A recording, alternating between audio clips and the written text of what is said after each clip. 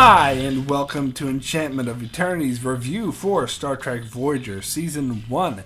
This video is the first in a series of videos where I cover each season of Star Trek Voyager, giving my brief feelings on every episode in the season.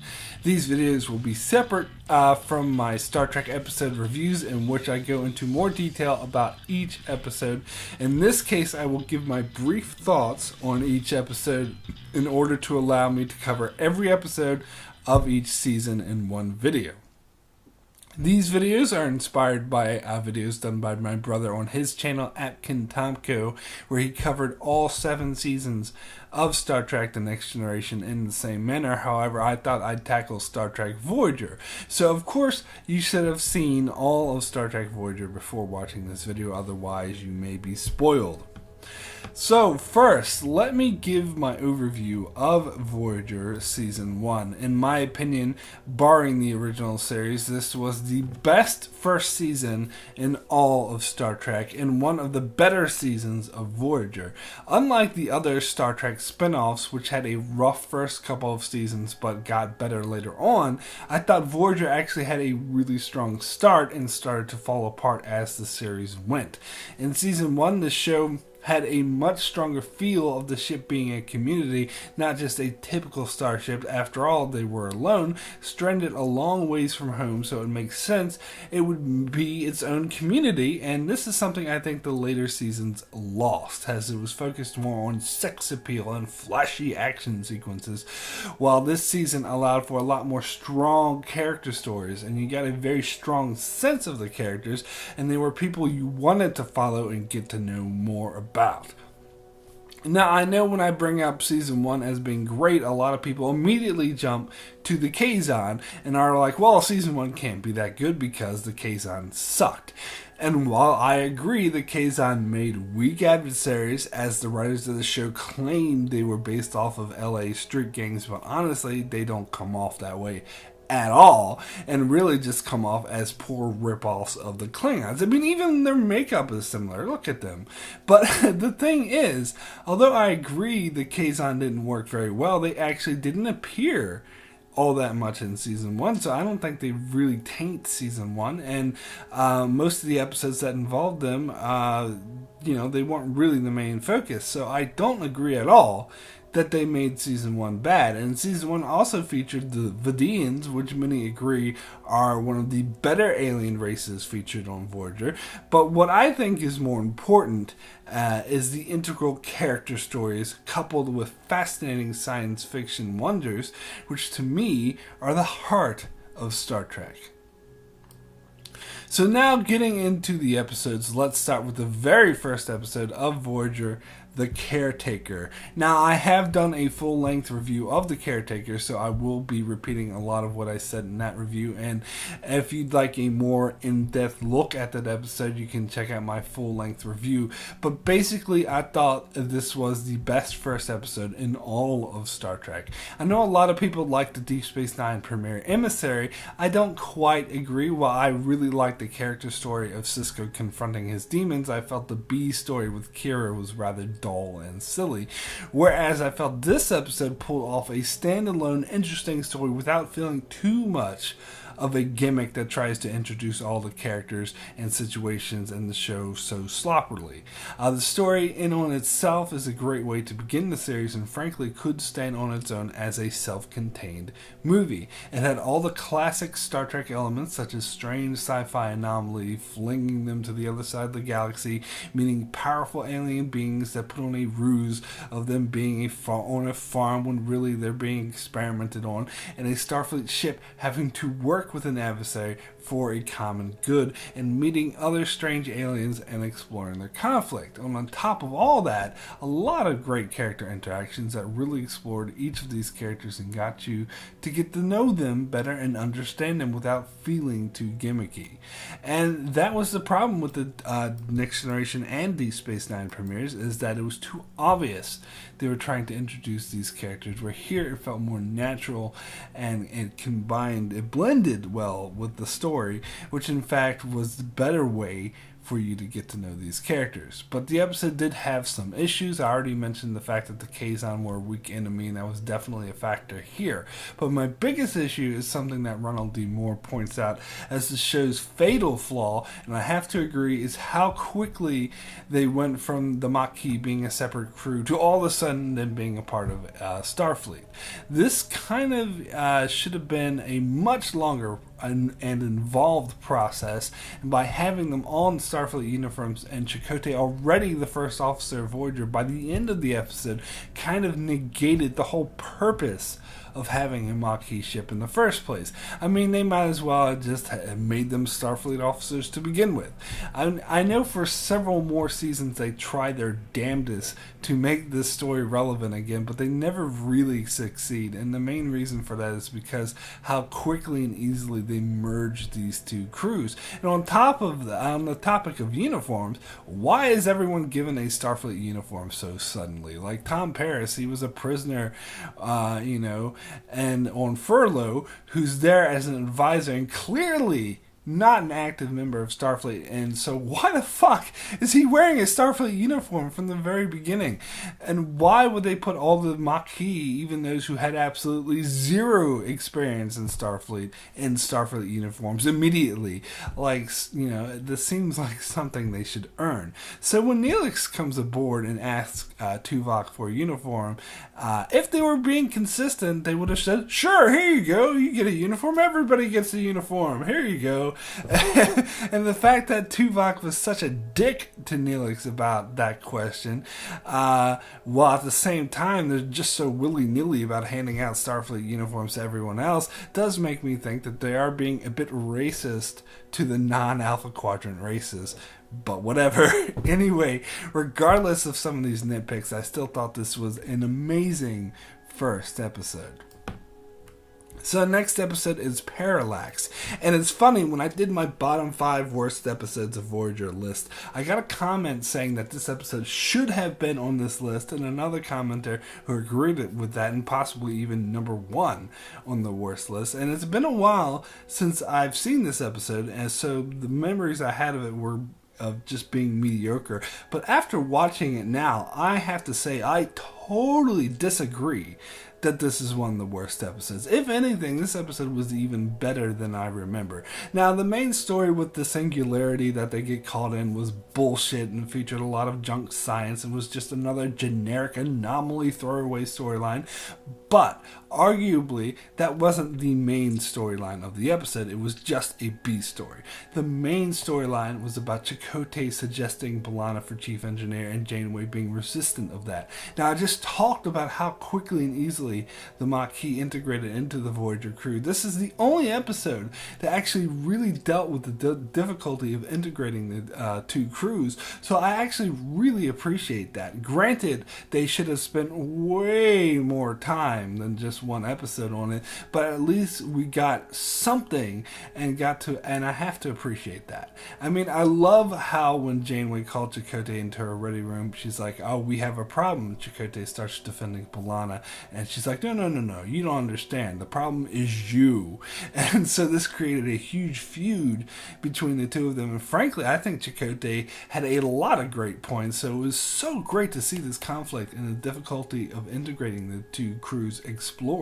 Of course, this episode ends with Janeway and Chakotay on good terms again, and B'Elanna becomes the chief engineer, but that's all good. I also like how this episode introduced more of a sense of community by introducing recurring characters like Carrie and Seska. So although this episode is by no means one of my favorites, I think this is actually a pretty good episode.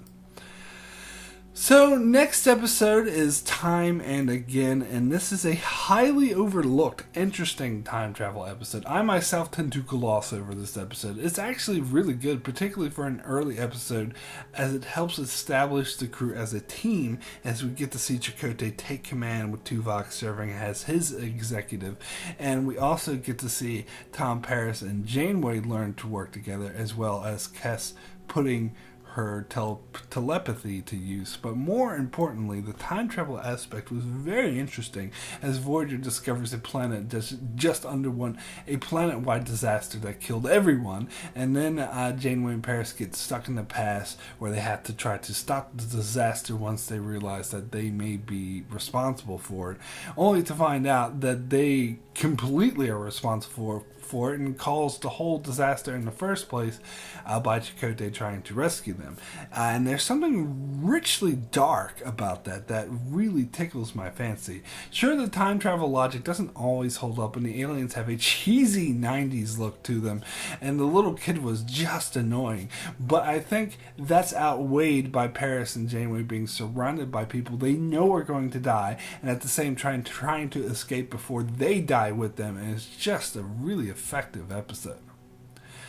After that, we get the Phage, where we're introduced to the Vadims, and although I find the Vadims one of the best recurring aliens on Voyager, I wasn't that big of a fan of this episode. In fact, I remember when I first saw this episode, I kind of just thought of it as a throwaway episode, and I didn't really think we'd see the Vadims again. And honestly, I thought it was a gimmick episode where Neelix gets his lungs stolen.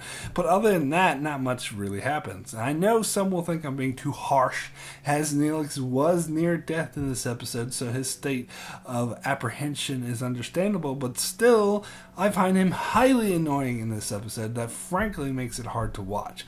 And plus, I highly disagree with Janeway's decision to simply let the Vadims go when she captures them and they refuse to help. I find her excuse of, oh, well, we can't just keep you in the brig forever, to be a very, very weak one. I mean, they essentially killed a member of her crew, and she essentially just lets them off with a slap on the wrist, which makes her threat to the Vadims very empty. She's like, oh, let everyone know if they mess with us, we'll be very harsh on them. And I mean, essentially what she's saying is, oh, we'll, give them some harsh talking to. But don't get me wrong, I didn't hate this episode. This episode had some interesting aspects, like the chase in the Hall of Mirrors, and the Vadims themselves are an interesting concept. I just think the episode could have been done better. Next episode is The Cloud, which is a forgettable throwaway episode about them going into a nebula that turns out to be a living being with some stupid side plot about them playing pool on the holodeck. The one good thing I'll say about this episode is that at least it deals with the fact that Voyager had limited resources and will go out of its way to put themselves in potentially dangerous situations to gain supply. Other than that, the episode is a generic throwaway. Sure, this introduces us to Neelix's kitchen, but who cares? So after that, we get Eye of the Needle, which those of you who have seen my top 10 Voyager episodes video will know this is one of my favorite episodes, in fact, in my top 10, and a prime example of why I prefer the first seasons over the later seasons, as it showcases a great episode that's more character-based and features little to no action or sex appeal, something the later seasons would become obsessed with. And here, also, you see Janeway at her most vulnerable as she reaches out to a Romulan captain to help deliver the crew's messages, and she honestly tries to connect and relate with him. And plus, you get the rest of the crew's reaction to the potential of getting messages to loved ones, and then at one point, possibly even getting all the way home. It's just added such great character stories, and I love how on top of this, the Romulan doesn't turn out to be hostile, and they do in fact form a connection with him, and he becomes an ally. To me, that's so much more interesting than had they just made him turn evil or whatever, which is something that the later seasons would be more likely to do. And then on top of that, we get a weird time travel twist that the Romulan is actually from 20 years in the past, which is what prevents the Voyager crew from returning home. It's absolutely brilliant, and although I don't hate the later seasons, as there are plenty of episodes in the later seasons that I love, I look at this episode as a missed opportunity of what the whole series could have been, and what the show would go astray from, and what I always wanted them to get back to. It was just absolutely brilliant. So, next episode was Ex Post Facto, and I do think at some point in time this episode was in my bottom 5 worst Voyager episode list.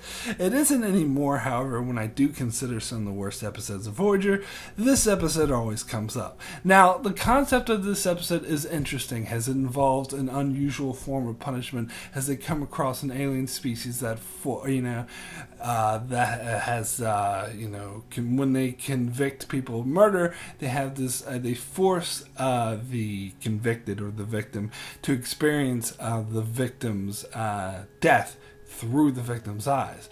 And this is a very interesting concept that reminds me of episodes like Hard Time, or maybe even movies like Minority Report. But it was executed so poorly here. For all the plot here was just a lower quality rehash of every trial falsely accused of murder episode of Star Trek we've seen several times, going all the way back to the original series Wolf in the Fold. And in particular, this episode bears a striking resemblance to the Next Generation episode A Matter of Perspective, but the plot is thinner and less interesting, and the characters are more flat and generic, and more importantly, the characters are laughably bad cliches of stereotype nor mystery characters. And this is supposed to be the freaking Delta Quadrant, and Paris runs across a hot chick with a dog. A fucking dog!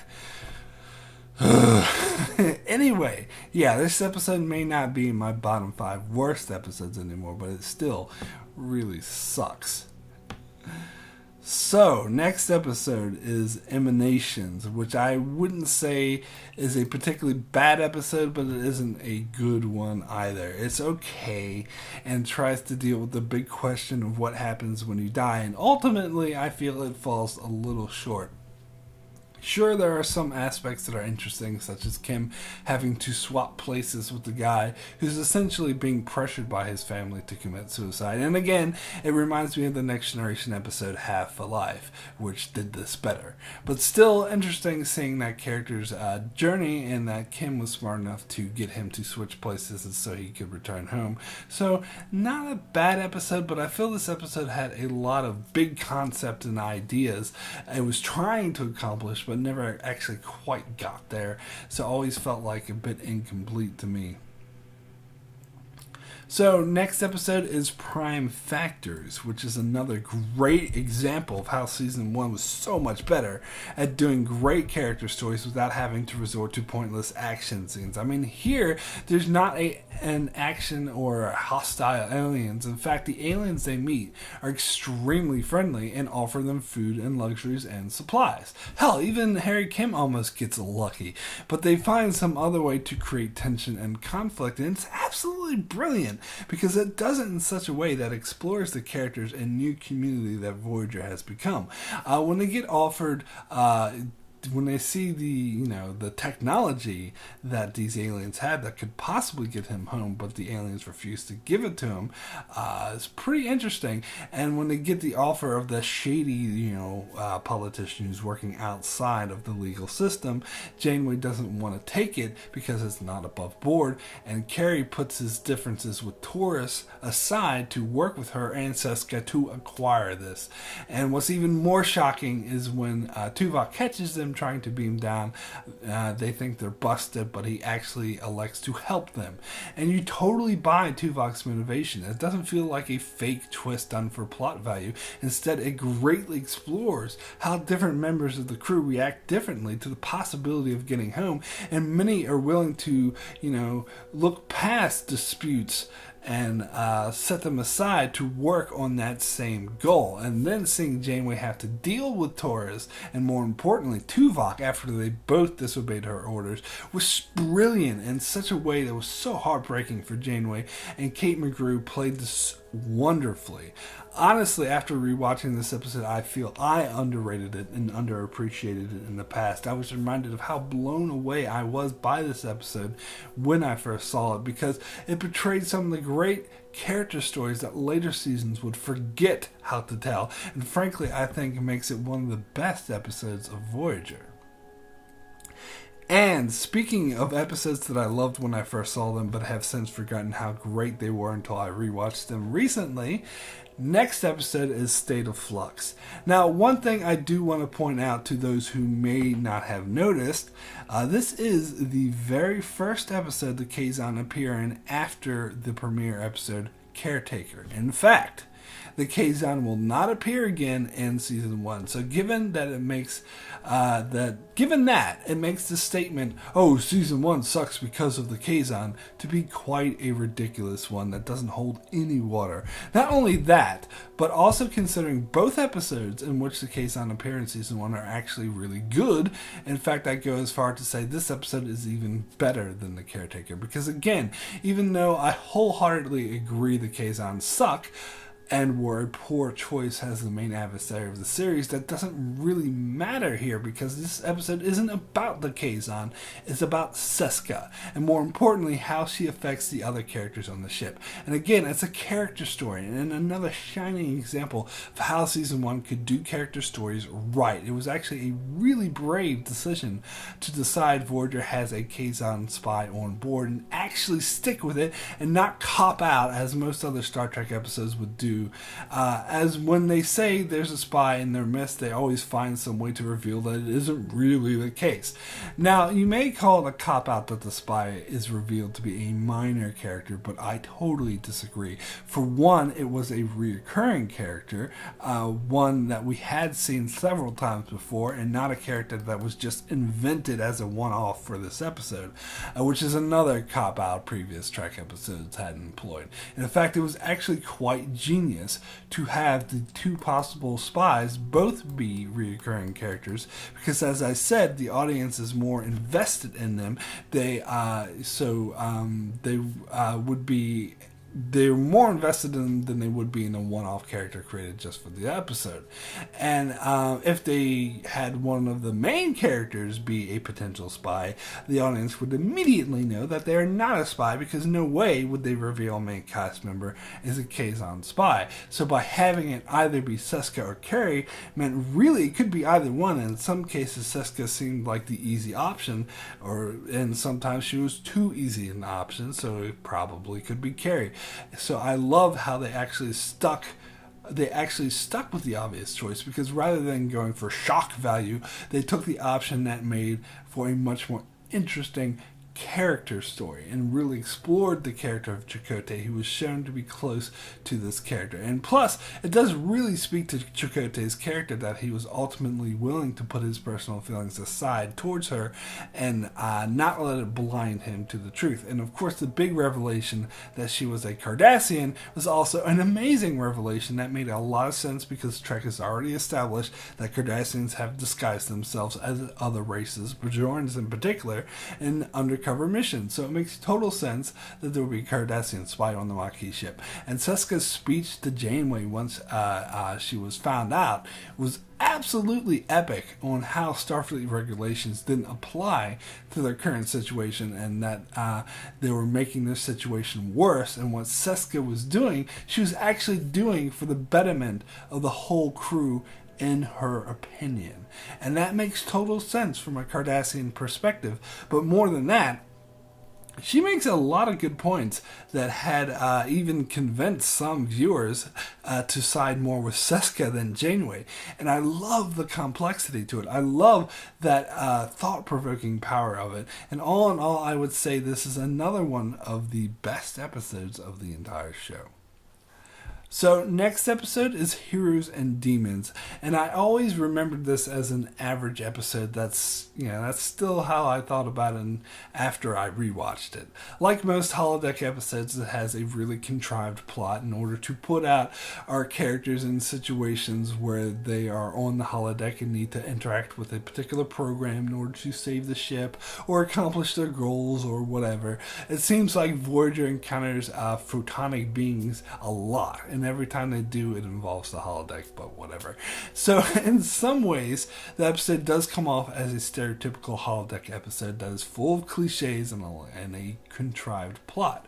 However, on the other hand, this is a really good character story for the Doctor, and in fact, the first one we really get of him in the series, because before the Doctor barely appears, rather just in a few scenes with Kes trying to build his character and to get him to see himself as a real person and a valid member of the crew. And this is the first time we see a lot more of him. In fact, have him go on an away mission and have his own adventure where he has a romance and he saves the day, and you really follow his character story as he slowly learns how to deal with the situation, act like an actual person, and I think it was a huge step in his character. So in that way, this episode was good.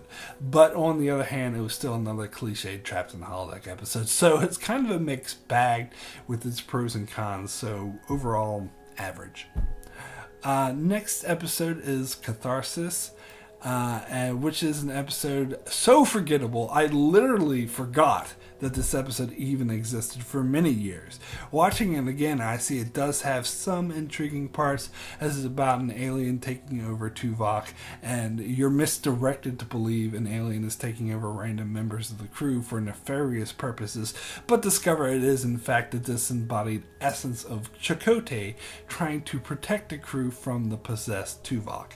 In some ways, this was exciting and engaging. This is, if you turn off your brain and don't think about it much, because if you do, you see that this episode is actually on an empty foundation that is filled with plot holes.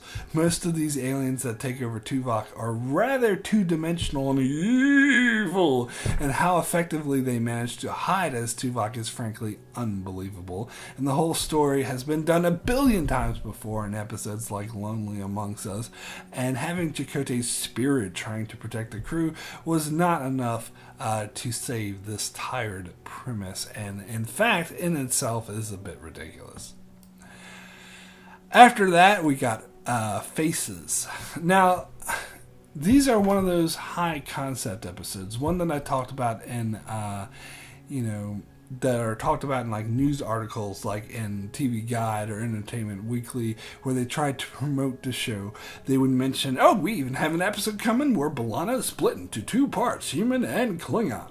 Now, I find this a high concept to be a bit ridiculous and unnecessary. In fact, you could say it's a bit on the nose to have B'Elanna literally split into two halves, human and Klingon, arguing with one another and learning to get along. This, of course, is a lot of what her character is about, and I find that it works much better as an inner metaphorical conflict. To see it literally played out on screen is too on the nose and hits you over the head in a way that is unnecessary. So I'd always dismissed this episode as silly, so I completely forgot about the plot of B'Elanna, Tom, and as a soon-to-be-dead red shirt or yellow shirt, as the case may be, being captured by the Vadims, where they face the very real possibility of having their organs harvested and being killed.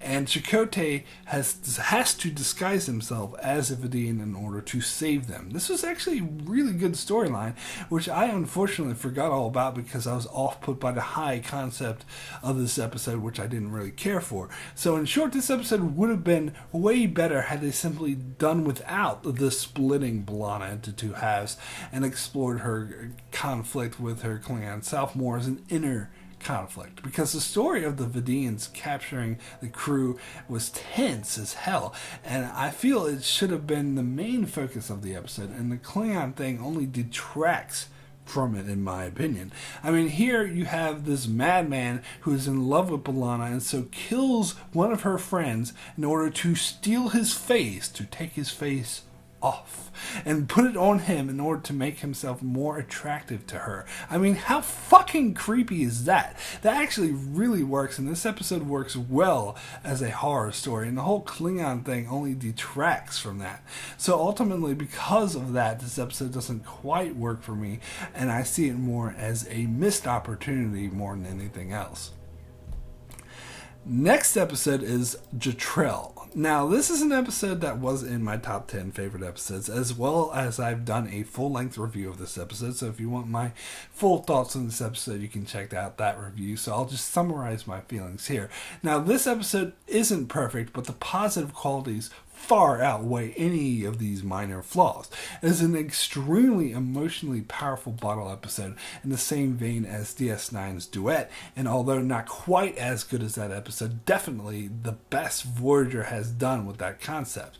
It was an amazing exploration of Neelix's character as he has to face a man who's responsible for creating the weapon of mass destruction that destroyed his homeworld.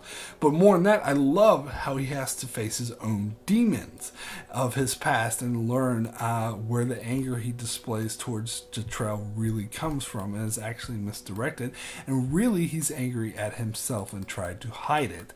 The dream sequence in this episode is simply amazing and one of my favorite dream sequences of all time. This episode does a lot to delve deeper into Neelix's character and flesh him out as a three-dimensional and interesting character. Another thing that the show would lose later on, where it turned him into a happy-go-lucky caricature, but here we see him more as a dark, troubled character who uses humor to hide his sorrows and his darkness. And to me, that is far more interesting. And the journey he goes on in this episode, where he eventually is able to forgive Jetrel, was an amazing journey that was executed so well. Not only that, but this is where I feel the Neelix and Kes relationship was at its best. And watching this reminds me why I love these two together and how upset I was when the show split them apart, because it was just pulled off so well, as Neelix and Kes seem like opposites on the surface, but their differences complement each other so well that they remain one of my all-time favorite Star Trek couples. But overall, this is one of the most emotionally powerful and meaningful episodes Trek has ever done, which is why I'd put this firmly in my top 10 favorite episodes of Star Trek Voyager. So finally, we come to the season finale learning curve, and I use that term tentatively because this doesn't actually seem like a season finale, and indeed when it was made it wasn't intended to be, as the first 5 episodes or so of season 2 were originally intended to air in season 1, but for some unknown odd reason they decided to cut the season short, and the season did seem to end out of nowhere. I remember tuning in the week after this episode aired and being surprised that there was no new episode of Voyager on that week. The episode itself was mighty forgettable. My brother used to always refer to this episode as the Tuvok throwing basketballs episode, as he said Tuvok behaved like a gym teacher by making Lek run laps around the cargo bay, and he also said gym teachers typically just threw a bunch of basketballs to the students and then just slept in the corner while they played with the basketballs. And I must admit, I did find the execution of Tuvok acting like a gym teacher rather ridiculous, so I never thought highly of this episode. When I go back and watch it again, I realize there are some good aspects to it, a lot of good ideas, as I was the one that was complaining that the Maquis crew integrated far too smoothly into the Starfleet crew, and this was giving me what I wanted by showing the drawbacks of that, by showing 4 Maquis members who didn't integrate so smoothly. It was just so poorly executed. The main dude came off as really fake and unbelievable. I don't know if it was the actor that was bad or if the dialogue was just poorly written. I think it's the latter, but it could be both.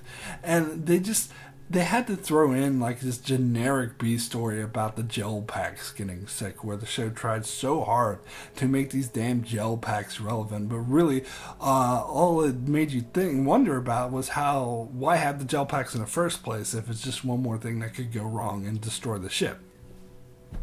Overall, I didn't buy nor care about any of these Maquis characters who we never saw before, and most of which we'll never see again. They were all cliched and two-dimensional, and Tuvok's whole journey of learning to be a teacher again was boring and poorly executed, so all in all, not a good episode at all.